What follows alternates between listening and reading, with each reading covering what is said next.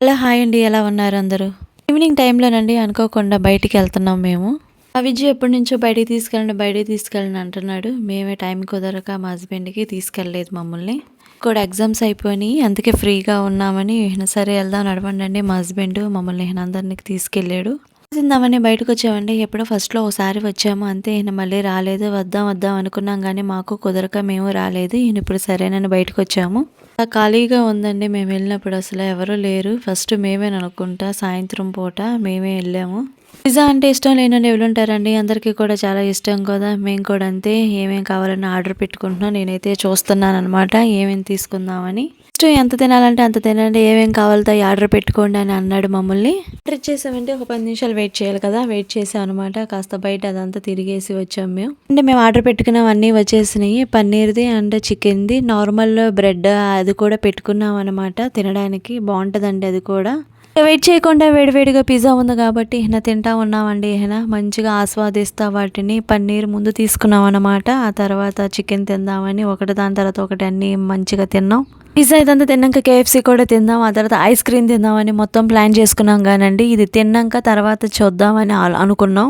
Taste గాని చాలా బాగుందండి పిజ్జాది మట్టికి. పన్నీర్‌దయితే అసలు మామూలుగా లేదు పన్నీర్ పిజ్జా. ఆ తర్వాత అయితే చికెన్‌ది, బ్రెడ్‌ది గార్లిక్ చేసి అసలు చాలా బాగుండేయండి అస్సల. దాని మించి ఒకదాని టేస్ట్ అండి. అన్నీ టేస్ట్ చేసామనమాట. అన్నీ తిన్నాం. చాలా చాలా చాలా బాగా నచ్చినాయి మాకైతే.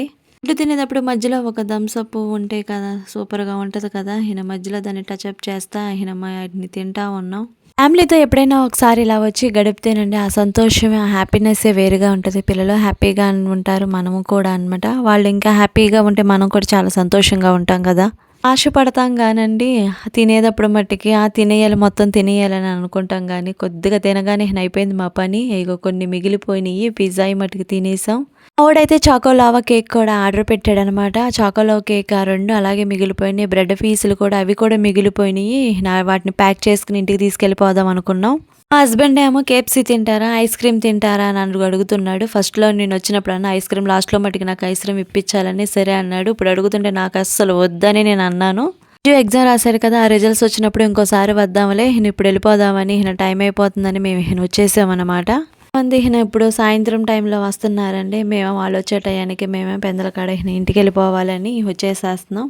రెస్టారెంట్‌లో మట్టికి మామూలుగా లేదండి. ఫుడ్డు అయన్నీ కూడా చాలా బాగుంటాయంట. చాలామంది కూడా చెప్పారు. ఈసారొచ్చినప్పుడు కొన్ని కొన్ని ట్రై చేయాలనమాట. ఇంటికొచ్చామో లేదండి కొద్దిగా చలిగా అనిపిచ్చింది. అంటే తొందరగా ఎళ్ళిపోతాం కదా అని వచ్చేసాం మేము. కొద్దిగా చలిగా ఉంది. బండి మీద ఎలా ఉంటదో. వ్యూ చాలా మంచిగా అనిపిచ్చిందండి. పర్లేదండి కొద్దిగా వాతావరణం చల్లగా బాగానే ఉంది. బండి మీద కూడా నార్మల్‌గా చల్లగానే ఉంది. వర్షాల వల్ల కొద్దిగా చల్లగా ఉంది గానీ ఇప్పుడు బావుందండి. ఓకేనండి. బాయ్.